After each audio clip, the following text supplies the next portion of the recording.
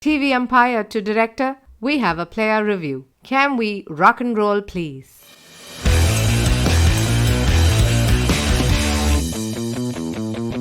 Welcome to episode 11 of Bits and Pieces, the cricket podcast. I think it's the first time that we have on this podcast 4 members in the podcast, all from different continents. We normally have 5, but this time it's 4.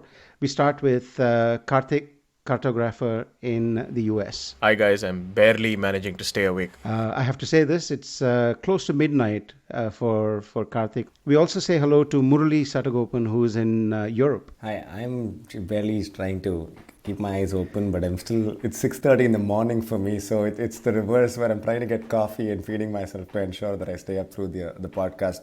But such a privilege and honor to be here, guys. One's just about to sleep, one's sleeping and just about to wake up. It's a bit like watching like a really not very interesting game at the ground. Like someone's falling asleep, somebody's just waking up. We also have Kaustubh, who is in India. We think Kaustubh is on his own, but he normally brings someone else with him. We'll find out during the podcast if Kaustubh's Idliwala is also in the podcast. He'll be the 5th member of the podcast. Kaustubh, say hello. Yeah. I have my own version of the Barmy Army or the Vuvuzela downstairs, who's like putting full attendance here. And like I'd like to say I am also sleep deprived like most people, but I'm not sweep deprived because I saw like Harmanpreet Kaur just sweeps every other ball, which was amazing to watch. I am not sweep deprived. I'm just sleep deprived is all I'm going to say. Yeah. And my name is Mohan. I'm dialing in from Australia, where it's very healthy 5:40 in the evening. Nice flex. And I'm not asleep at all. I think Mohan, given the time zone spread on today's show, I think we can fit in a game in the Narendra Modi Stadium, a test match within the 1.5 days that we have across time zones. There you go. A lot of things happen in cricket. In some sense, it may have been a slow week, but actually when we look back on the week, there's plenty of stuff that's happened in cricket. Sri Lanka came to India and got routinely thrashed, as they normally do. Pakistan doing and India and Sydney in Pakistan. England doing some things in West Indies. We really don't know what happened there, but halfway through that match, everyone collectively fell asleep. And then we had the Women's World Cup going on. Yeah, I think it was an interesting week of cricket. There was a lot of cricket. In fact, just before recording this, I fell asleep on my couch watching the last few balls of England versus New Zealand in the Women's World Cup, which just concluded. England actually made a much closer meal of it than it needed to be, but they pulled it out in the end, which was very disappointing for the New Zealand women. But for me, I think the heartbreak of the week really was the Bangladesh versus West Indies women game. So I think they played 3 days back, and it was a fantastic performance from the Bangladesh women's team. I mean, especially considering that this is their first World Cup. This is in fact their first time playing a lot of the teams in the World Cup in an international setting, in an international ODI, and it's close to what the Bangladesh men's team may have done in the '99 World Cup when they were when they defeated Australia famously, and also I had flashbacks to the whole Kenya versus West Indies game in the '96 World Cup in Pune, and so it was that kind of sort of a very plucky performance. They bowled out West Indies for a very low total, and then they looked like they were going to get it. They looked like they were in control of it. I think it was 140 they bowled them out for, so 141 to win or something, and very heartbreaking. In the last over, they got all out. I think just a few odd runs short. The Women's World Cup has been very riveting to watch. Like it's been, for me, I think this is the first World Cup that I've watched in a sort of non-partisan sense, right? Of course, I'm still watching all the India games. I'm still rooting for the Indian team. But the other, I guess, quote-unquote, neutral games have also been a lot of fun. I don't know if anybody else has thoughts on the World Cup itself. Yeah, every other game has gone down to the wire, or at least come into the final over somehow.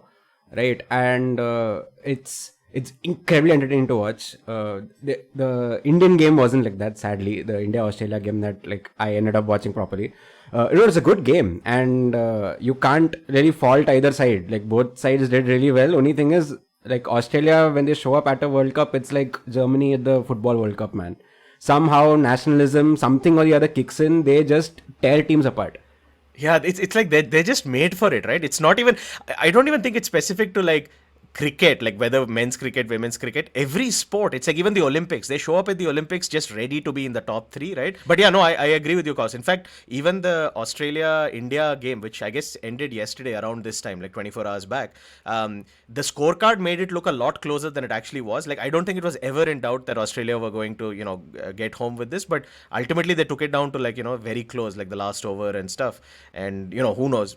3 balls to go. Who knows, given, if Jhulan Goswami had bowled a slightly different over, maybe it had a different result. But yeah. This was like a carbon copy of the match that I was watching. I think in September or in October last year, there was an India-Australia tour. And it came down to the final over, and it was Jhulan Goswami bowling the final over. It was Beth Mooney on strike. It was exactly the same, more or less. But even there, Australia dug in and they just waited. As in, Beth Mooney just waited for Jhulan Goswami to make a mistake. He's a top bowler, one bad ball, and that's it. The game was over. It's I don't know what to make of it. But at least it was a great game, man. I loved it. Like, just seeing how well this team can play spin, how the Indian team can play spin. It's just like the Indian men's teams to take some lessons, man. Seriously. I think so. I think both. I think even the bowling of spin, the Indian team in so many matches, they actually were behind the 8 ball and then they caught up. And absolutely. I think so. Yeah. So, for example, Rajeshwari Gaikwad has been so good. Like, every time she comes on, like, first it's like applying the choke to the scoring, and then after that she just creates these wicket-taking balls. Like, some of the, I think, especially in Gaikwad's bowling, like, the most amazing thing to see has been how through the innings, as she builds up her spell, you can actually see the ball getting flighted more, and you can see the dip coming out, and you can see the trajectory of the thing, right? Like, it's that whole thing that we talk about with the slow left arm spinners as well as, classic leg spinners. When they really get going, when they're at their most attacking, is when the ball crosses the batsman's eye line twice. First it goes up, right? And then it dips. Comes down again. Yeah, exactly. Yeah, it's beautiful. Yeah, just... Before we move on from the Bangladesh-West Indies game, you should know that West Indies have done this twice in this World Cup itself, winning by 4 runs in the last over where it's nearly impossible to win. Because in that match, there was a freak run out and they pulled out a win out of thin air. I think 218, I think 225 they were defending, and then got them all out to 218. And once again, they pulled it off here. So West Indies have been playing some really close encounters, and this were the 2 most interesting matches. This World Cup, though, Australia are looking so much like the men's World Cup in just out of 2003, where nobody even expects to want to beat them. India says all of it, but at 277 on board, yes, a few runs short, but they said a few runs short before Australia could bat. So they were certain Australia were going to chase it down. In the first 25 overs, Australia looked like they were playing an associate team. They just went through the motions like without even losing a wicket. And I think this is a great team. It's going to be very, very hard. Even if India managed to somehow sneak through, it's going to be very hard to beat this Australian women's team. Like, this is the highest chase for us at a World Cup. Like, that's what Australia pulled off. Like, the total that India set up was very good. Yeah, it was a great total, right? Yeah, we are assuming it's 10-15 runs short, right? But like, it was the highest total set at a World Cup, and Australia chased it down. And that's the thing, right? When as Karthik said, at no point in the chase, I didn't for a second believe that India was in the game in the second innings, right? Yeah. They were so controlling of the game. There you go. It's going to be interesting, though, actually, just to wrap up, we're talking about the World Cup. I'm looking at the points table right now. So every team has roughly on an average of 2 games remaining, some of them have 1, some of them have 3 games. And so clearly Australia and South Africa are up there. Australia's at 10 points. They've won all 5 games. South Africa have won all 4, so they're at 8. The next 2 spots will get quite interesting now because, you have West Indies at 6. India and England are both at 4, and New Zealand are at 4 points apiece. But New Zealand are 1 game back. They've played 6 games. So yeah, it'll be now. I think now is when the interesting part of the World Cup will happen, like for those, the other 2 slots. So the elephant in the room here is Mithali Raj the Dhoni of the 2019 World Cup. Okay, I disagree with it. I disagree with it because like yesterday she showed her experience properly. You needed someone to drop anchor. Like the second wickets fell down quickly, right? And it was a slow innings, sure, but everyone around her was scoring. The problem with the Dhoni comparison very clearly is Dhoni in 2019 was past it very clearly. He was just a great wicketkeeper. There was no way India was winning matches with his batting. Okay, like if it came down to him, then you needed to be at like 7 RPO or like you need like 7 or 8 runs per over, not like 10 or 11, which is when Dhoni has been coming in. She has been playing well. There was this, so Ramesh Pawar had put this, like in a presser, he had put up the statement that said, we need our senior players to be held accountable. They need to start stepping up. This is after India lost a game. And after that, Harmanpreet Kaur is smashing it. Mithali Raj is playing a proper anchor role. I get where the comparison is coming from, but I don't fully agree with it, is what I'll say. Like, she's finally able to calibrate her role really well in this current tournament. Like, before this tournament, all questions are up in the air, whether she's playing test match knocks or whatever. But right now, I would say it is a well-oiled team. She's slotting in pretty well in her role as a batter in this team. And I think one last thing I want to say about, I'm sure we'll come back to the Women's World Cup in ensuing at least the next couple of episodes, right? But one thing that's been personally for me very enriching, very exciting, has been that this Women's World Cup comes exactly at the 30th anniversary of the 92 World Cup, right? The Men's World Cup that was there and held in Australia and New Zealand. And that was also the first World Cup where they had this whole, round robin style. They had the same small grounds in New Zealand for some of the games and all of that. And this is starting to look like, because everybody plays the round robin, now we're towards the, the squeaky bum, part of the tournament. So I'm actually excited about, I'm hoping we'll get a few more close games and that, it'll be fun before we reach the semis.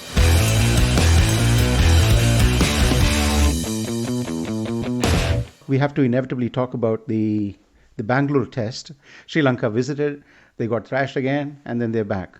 To me, I think that was, I felt like there was some kind of a fight, at least when, as whatever captain's innings or whatever it is. But it's just so sad to look at it that even with his 100, his team entirely scored about 210 or 215 runs. So outside of him, it still looked very ridiculous and I felt pretty bad for him. And so I normally rated on, India have put such a stellar bowling performance, so they were extraordinary, unplayable or whatever. I don't think it was that. I wouldn't give them that much credit or like No, not at all. Except I have to say this.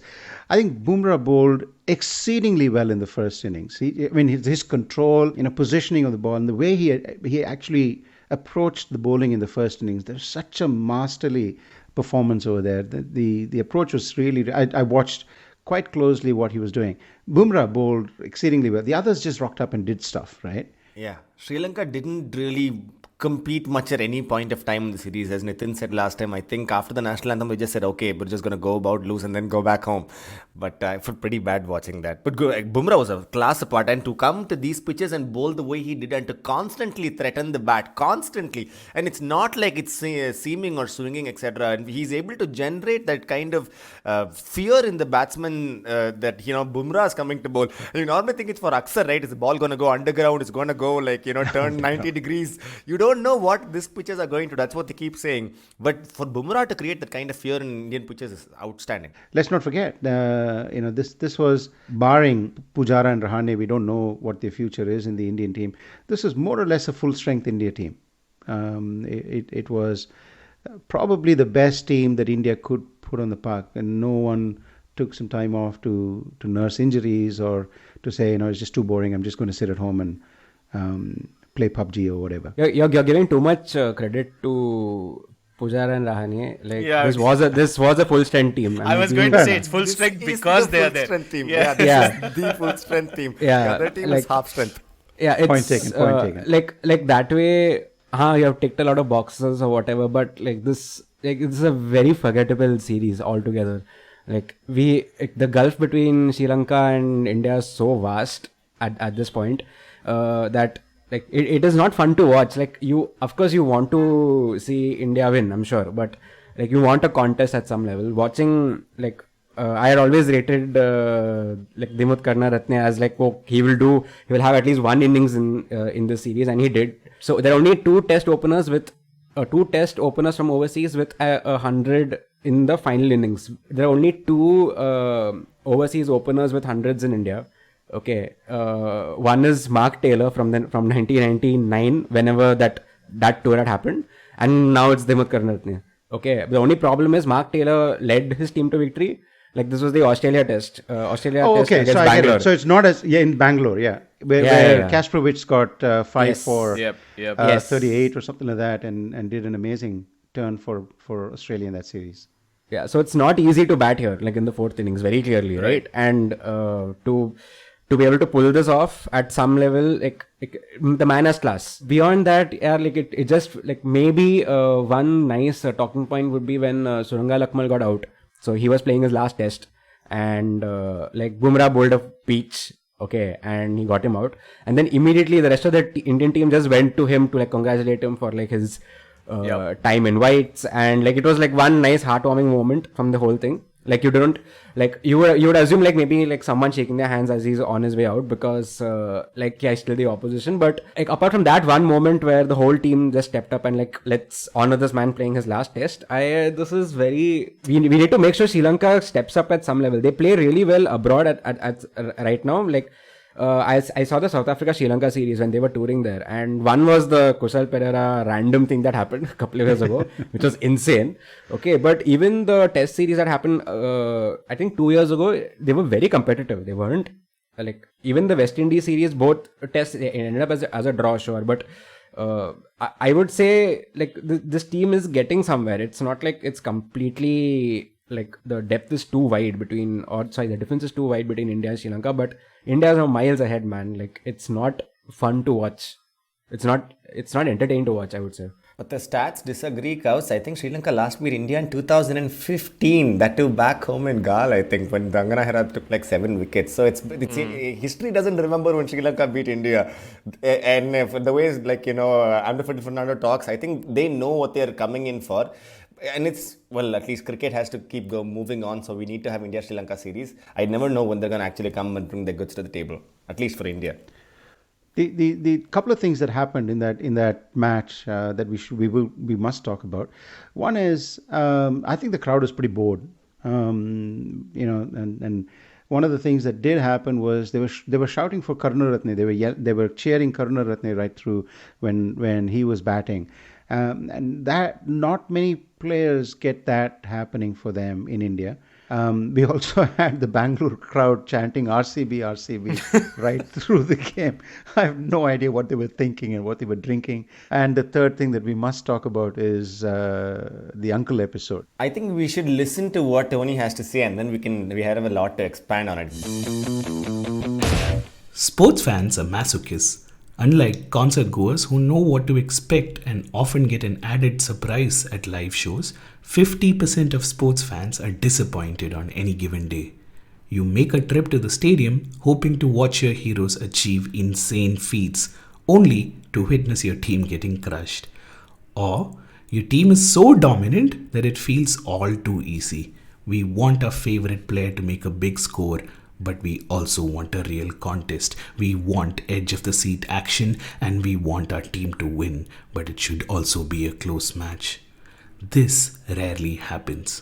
But occasionally, you're blessed with watching a moment on the field that's so ridiculously bizarre that it repays the price of admission many times over. Last Sunday night at Chinnaswamy was one such. If you empathize with the poor sports fan who gets such a raw deal, spare a thought for the security and organizers who have no particular love for the game, who are forced to sit through 5 days of play only to make sure that the crowd doesn't do anything untoward, while ensuring they're also having a good time. It's 9:20 p.m., 10 minutes before the close of play. Kusal Mendes gets some Gavaskar-approved treatment, if you know what I mean. 2 young idiots decide to run onto the ground, crossing the fence at deep mid-wicket. Their nimble legs are pumping fast with naivete and adrenaline. They run to the slip cord, and before security realizes what's going on, there's no ground staff in sight, except for my hero, the middle-aged uncle wearing a shirt with a color that's the ugly child of yellow and beige, a brown tie that ran out of material at his navel, and a happy belly that is at odds with the pained expression on his face. The Employees Provident Fund organization has cut the interest rate on PF just yesterday. He doesn't need this nonsense. Why are kids such little shits? Uncle is at a disadvantage on 2 counts. Despite being blessed with the ability to be the first to act, evolution has not marked him out to be a hunter in any scenario. Also, Uncle is running in from beyond the long-off boundary. These are not ideal settings, but Uncle will run all the way because he must. Where are all the cops, bloody fools? Meanwhile, a fleet of foot young'uns have made it to the slip cordon. Pant, Rohit, and others spontaneously move out, leaving Kohli in the middle, as if to say, these nonsense fellows have been chanting RCB, RCB during a test match. You're it, Virat.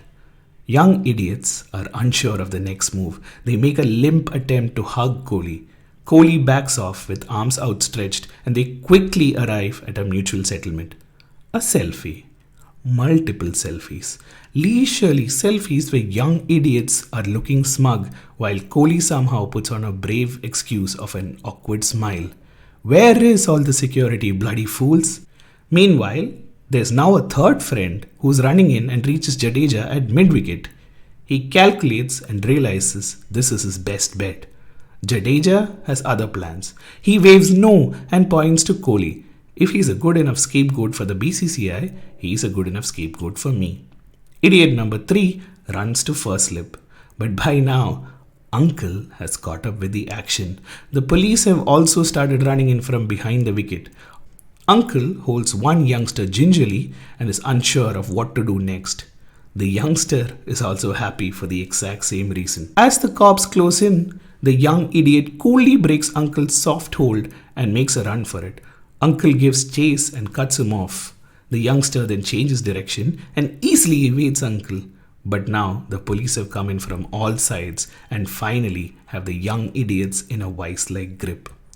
As they march towards the boundary behind the wicket, the cop's expression suggests that he's going to take the young idiots to a place where there are no cameras and give them a very sternly worded letter and possibly a book on self-improvement. Uncle is relieved. He has done what he could. The youngsters have beaten him, but he's beaten the cops. The cops will now beat the youngsters. He came to facilitate a day of cricket, but now he's an unwitting participant in some strange game of rock, paper, scissors. Uncle undoes his collar button, loosens the knot of the tie, and makes his way back to his seat where no cameras will catch him ever again. Take a bow, Uncle. You are my hero. So yeah, so it's clearly the crowd was totally bored, and they had to do something, and they did this. Not that we're applauding the idiots who ran onto the ground. That should never happen. But yeah, something to cheer the crowd at a boring kind of test match. As Tony said, you want your team to win, but you also want to see a really close, keen contest and so on. To borrow a Hindu headline. No, I think the hilarious thing about this was, and normally you see this a lot, and I don't think Indian policemen were ever cut out for chases. I don't think they're not built. They keep showing this, right? I keep seeing Hollywood movies where some guy comes and then people run behind him. I have never seen anybody run behind anybody in India. I don't think you catch up with those people, and you could see this. So after Tony did this, put this up as a tweet, I went and saw this video 2-3 times. Okay, there were 2 guys who ran in all the way to the center of the pitch carefully and took selfies. And that's not the best part. There is a third hero in this picture.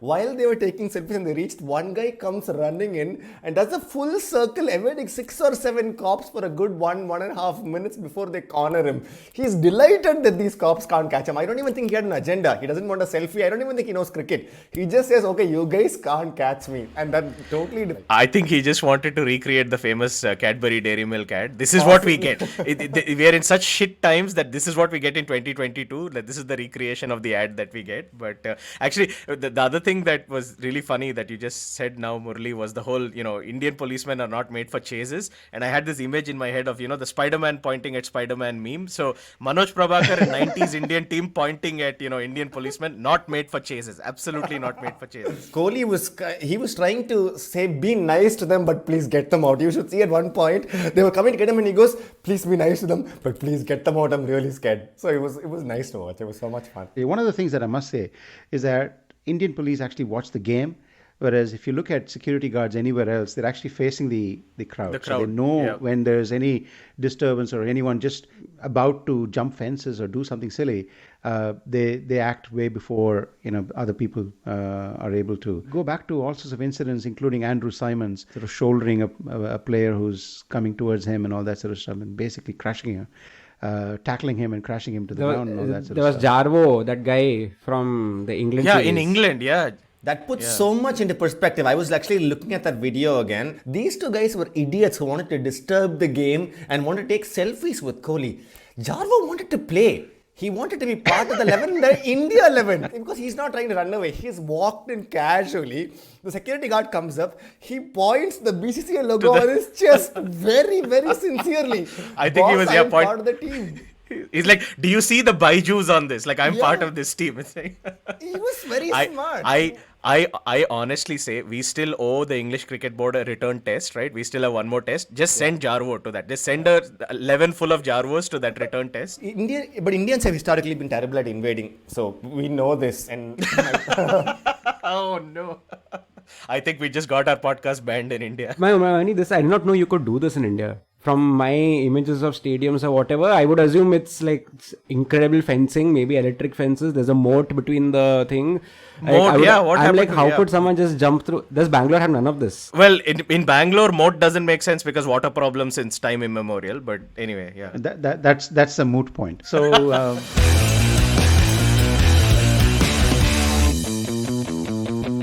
The really interesting test match was the one that Pakistan played against Australia. So thoughts on that, guys?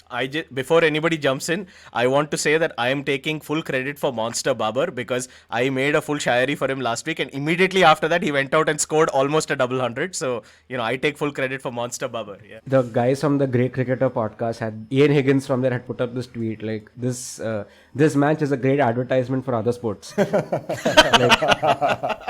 it's attritional batting. It is and still like Pakistan at some level have the nerve to try and defend the pitches that they have made. Like no, it is very competitive. Like how hard it is to score 200 on a dead pitch. Like could be like the press conferences have been absurd. And Australians are trying to be like gracious guests. Okay, yeah, we understand. We expected the pitch to break up in the fourth innings, but it did not, and we will plan for it in future, whatever. Whereas, bro, there's no excuse for the surfaces they're batting on, man. I mean, it's a great way for like Mohan to like bait me into this because we had a very interesting test match happening here, and I'm like. Interesting in quotes, yeah. Wondering, but sure, make your case, Mohan. No, partly it was bait to talk about something that happened. So how do you put people into a conversation, call it interesting, and some few people will say it wasn't. But it was interesting simply because Pakistan is playing catch up. In the first innings, they completely folded. They did what Pakistan normally does, and then you had Babar Azam come up and say, no guys, we are not this team anymore. And in the second innings, that Pakistan came up, not the one that rocked up for the first innings. We might see a few occasions of the first innings Pakistan till that completely gets obliterated. So the pitch was a absolute road to bat on, no doubt about it. But because of the first innings collapse, they needed to really dig deep and save the test match from then on. Was it hard? Not really, but did it require more mental strength than we give that team credit for? I think they did. And from that point of view, I found it interesting. Just that. So it was tougher in some sense than India and Sydney, but they still got there, I think. No, I don't think we should write or play down Babar's innings. It was not in terms of the number of balls played, in terms of the sheer fourth innings effort that he put in. I think it was, and I think Wisden ranked it top 3 match-saving innings of all time. Right, that goes to say, I mean, it is right above Rishabh Pant's 97 in Sydney. I think so. It's an extraordinary innings in this situation because it was his name. He'd not been scoring for a while. He'd gotten constant single-digit runs. So I think he really in my defense, I was not talking about Babar Azam's innings that was easy. I was talking about Imamul-Haq's 100 in the second innings of the first test. Okay, where he came out saying, it's really hard to bat and then in the next match he gets got I think Mitchell Stark took his wicket or something. Like I was talking not about Babar Azam. I like Babar Azam play. I like watching him bat. I was asking this on the group that we are on earlier. I didn't expect Pakistan to win this game. Okay, but we had that glimmer of is it possible? they need 5 runs in over, they need 4 runs in over, and like, is us expecting other teams to go for it like really the effect of us watching Indian cricket for the last like 3-4 years? Because I think so. Well, I certainly think so, because in the end, right, they didn't fall short by too much. They fell short by about 60 runs or so, right? So it wasn't a lot. And so you have to really ask, you have to step back and say, what's this declaration play? Is the 2001, is the hangover so bad that 20 years on, right, Australian teams are still reluctant to enforce? Not many teams have enforced a follow-on, to be honest. Robro did it in the first test, but not many teams have done it. There is this the follow-on hangover that I think has persisted for too long.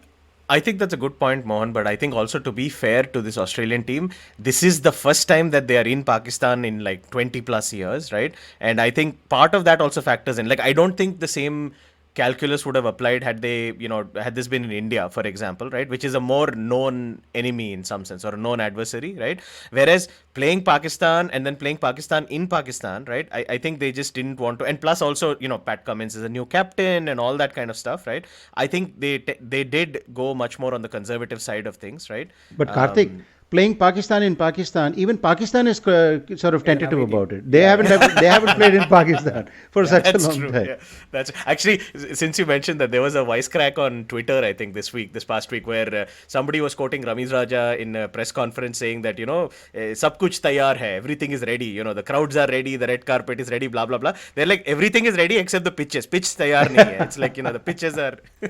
And then that is the answer to your question itself, right? Australia will not declare because the scars to the first test, Imam Ullah treated like a net session. He said nothing is going to happen off of this pitch. I will keep bowl. And these are very good quality international bowlers who are bowling to him in a nets in an open field. That's really it. So they realized if they gave them an opportunity to follow on again and they piled, 700 runs like Jharkhand did, or 900 runs out there, it would become a problem for them, right? The match will also become boring. So they gave themselves a 97 run lead extra to just give it a game. But I don't know any captain would have declared in that. But I think there's this one observation that I had. This is not like, this has become a habit for Australia to not know how to bowl teams out in the final innings. You have Headingley, you have the Sydney game, you have the Gabba test, you have this. Like, this is a team that does not know how to utilize a 4th or 5th day pitch anymore. Alright, whether that speaks to whether Lion is really GOAT or not, that is a separate debate. I do not want to get into that. Alright, because like I don't want to say I don't rate him, because obviously he's a good spinner, but he's not able to, no Australia bowler is able to get purchase off a 4th or 5th day wicket. Alright, and it's becoming a habit, and every single time there's one person digging in. Alright, Headingley, you had Ben Stokes digging in, and then at the end just bajawing his way through. We know what happened at Sydney. We know what happened at Gabba. Like, the second the opposition gets like one chance to like just bat deep and just block it out, Australia have no answer. And it's been like that for a while. That is something I don't know whether Pat Cummins can fix. Pakistan has hired the former MCG curator to provide advice on how to prepare pitches and so on. I'm not sure if this particular MCG curator, his name is Toby Lumsden. I'm not sure if Toby Lumsden is the one that got pinged by ICC for preparing dead boring pitches 2 years ago. But if he is, the irony would be, incredible. And basically, we might say, Pakistan doesn't need help to prepare and advice in preparing boring dead pitches. Totally plumping for a draw in the third test also, because I cannot remember the last major series where we had 3 drawn tests, like all of the tests be drawn. Yeah, so...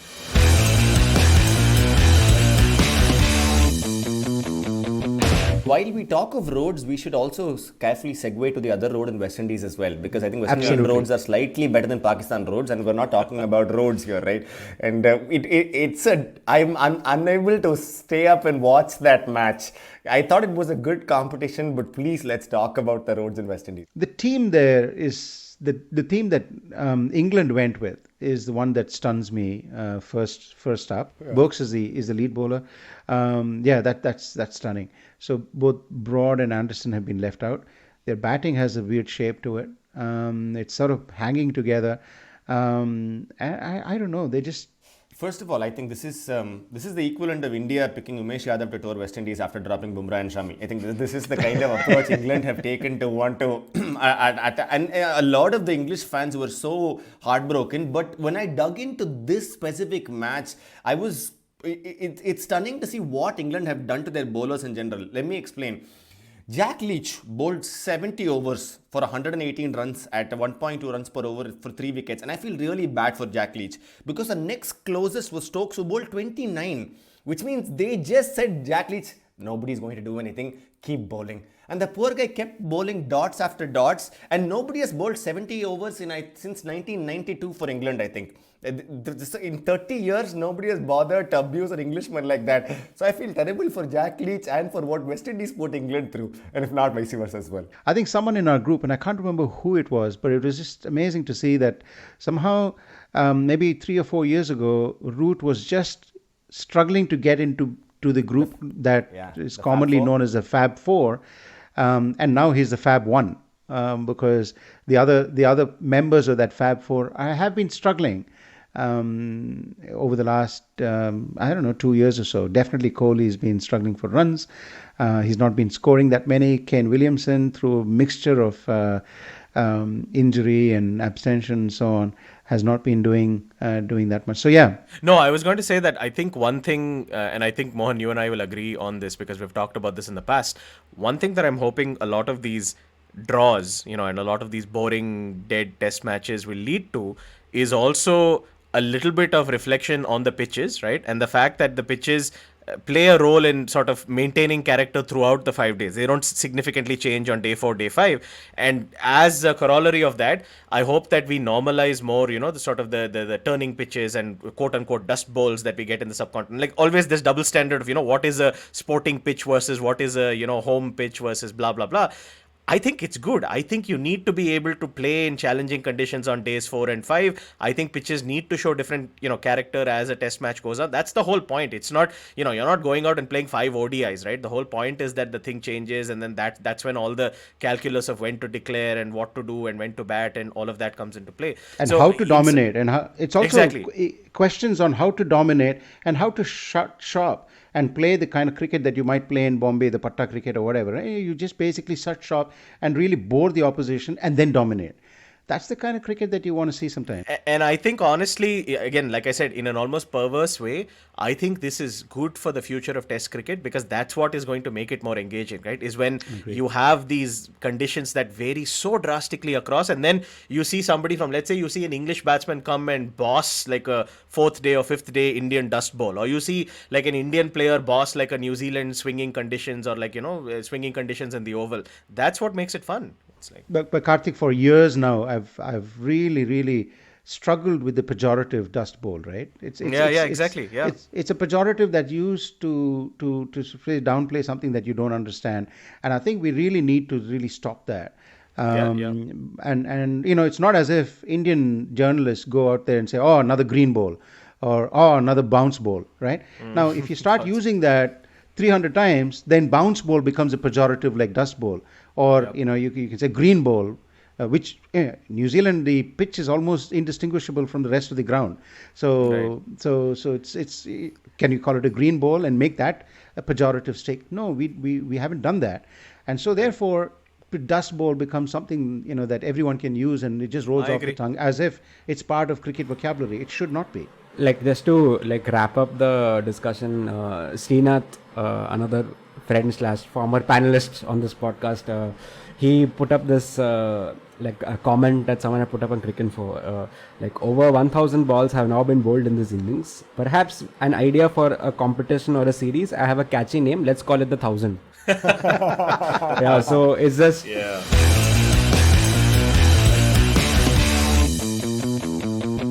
Now for something completely different. So somebody had retweeted a tweet from 2016, which showed up on a lot of our Twitter timelines. And we linked to this, obviously. But this was a very interesting tweet from Hashim Malik. And he had posted an outtake from a book about Abdul Hafiz Kardar. So Abdul Hafiz Kardar famously was independent Pakistan's first test captain, and he led them for some 20 odd games. He was a sort of a big figure in Pakistan cricket, as first as a player, then as a captain, then he was an administrator for quite a while, and he famously had a lot of clashes with the captains of that era, Majid Khan and all of those people. So he was sort of like a larger than life character and so on. So the interesting thing here is this is actually an outtake from a book, so it turns out that in 1958, the Pakistan team were playing a series of exhibition matches in the United States and Canada. So I guess the equivalent of the Sahara Cup in those days. And this was just after they had gone on a tour to the West Indies, apparently their first tour of the West Indies as an independent nation. And so they stopped over in the US and did a bunch of things. So the interesting thing actually that happened was apparently Abdul Hafiz Kardar went and participated on a program on CBS. So CBS is one of the networks here in the US. It's been around for many, many years now. And so I think it's Columbia Broadcasting Service is what CBS stands for. So apparently they went to Radio City Music Hall, which is a very famous venue in New York City, still hosts a bunch of things today. And apparently Kardar appeared on this quiz show called To Tell the Truth. And so the idea behind this quiz show was basically that they would have three people and all three of them would be playing the same person, right? So only one of them would actually be the person that was being played. And apparently this time it was Abdul Hafiz Kardar, and then you have a panel of three judges who basically try to determine which one is telling the truth and which one is which of the other two are imposters. And so it's a very interesting video. We'll actually post it. But they had Kardar, and then they had an Iranian guy and a Syrian guy trying to impersonate him. And I think some of the interesting things that came out of this is just some of the repartee, right? Because again, remember, this is cricket in the 50s. Americans are not really, sort of familiar with what this thing is. And so there were some very interesting things. Apparently, so, one of the panel basically starts by asking one of the imposters which position he played in. And he says square leg. And so this draws laughs from the crowd because, they don't know what square leg means. And then somebody apparently asked, do you play round leg? And then it gets corrected to no, short leg. And then they bring up the usual sticky wicket metaphor and pun, which is, hilarious to people who don't know the context of this thing and so on. But anyway, it's a very interesting thing that we will link to. You have to see the video in full to appreciate it. But it's a nice sort of throwback to, what people used to think of cricket in the 50s. I have to say, I don't think it's changed a lot in the United States. I think most people still think of cricket as an exotic Eastern thing. But I'll end with one thing so I was reading up on Abdul Hafiz Kardar after this, and I was looking at one of his obituaries, I think in the Observer or something, after he died. So he passed away in 96 when Pakistan, I think, were just sort of about exiting the tournament in the quarterfinals. And one of the things in his obituary is this thing where apparently when Kardar had actually gone on a tour of England, so I'll quote this verbatim, a young reporter seeking a Neville Cardus-like allusion wrote that Kardar, quote, batted like an Eastern mystic, end quote. Either his copy typist misheard him or his sub-editor would have none of it, but Kardar appeared in print the next day as batting, quote, like an Eastern mistake instead of Eastern mystic. So, yeah, and apparently a whole bunch of fun ensued. But anyway, these are, I think, the reason that I also wanted to highlight this is one of the great things about cricket, and this sort of allows me to plug another thing that I was able to listen to this week, which was this great interview of Mike Coward, the Australian the 81 journalist, All Out one. On the 81 All Out podcast, which everybody should go listen to that. I think they did this about a month back. They posted it sometime in February. And Mike Coward, of course, has been in the game for about, 7 decades. He's been covering the game for a long time. And one thing that he says, which really stands out, right, is, I think the question from Sidvi to Mike Coward is, what would you tell fans of today, right, who follow cricket? And Mike Coward says, go and read about this game that we all love, right? Because cricket is unique in some sense. I don't know, maybe we oversell it, but I think this is true. Cricket is unique in the sense that it is a game of literature, right? It really lends itself to writing. It lends itself to literature. And the really cool thing is, we're not always going to have media like video and stuff from the 50s and so on, but we do have books, we have writings, right? And it's very hard for us sitting here in 2022 to imagine what cricket was like even before, let's say, the 90s, when we started watching cricket or whatever. But the game has undergone so many changes, and thankfully we have a lot of these things written down as books by journalists, books by players, books by third party observers. And so I think that's something that's really cool to go back into the history of the game.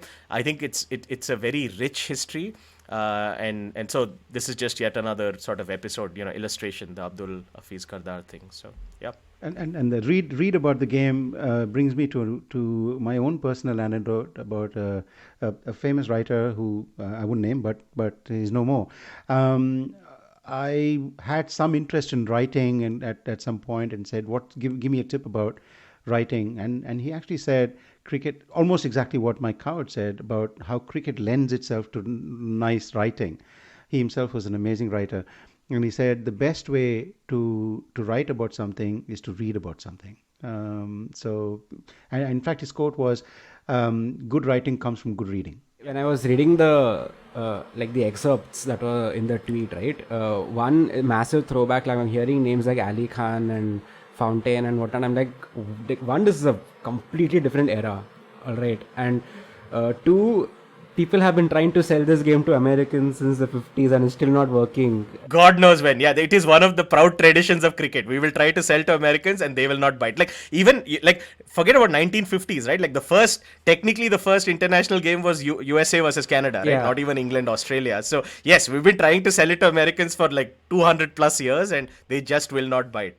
Shane Warne tried and he could not succeed. So, who is going But to I think succeed? we talked about it in a previous podcast. The best way to sell cricket to Americans is to export Indians to America, and so Unmukh Chand has started the process, and there are a few others that might do that. Sort of people under 19 and under 26 cricketers who really don't see a future for themselves in the game will need to go there, and suddenly US will win something, and people will sit up and say, "What, you play a game for 5 days? Isn't it amazing?" Instead of, "What, you play a game for 5 days? You're silly." So anyway, that's a good point to wrap this week's episode. It's been fun as always. We will link a whole bunch of things in the show notes as always. Share it with your friends, like it, subscribe to the podcast, and tell us what you think about Bits and Pieces. We'll be back next week, same place, same time. Until then, take care. Goodbye. Bye. TV umpire to director, we have a player review. Can we rock and roll, please?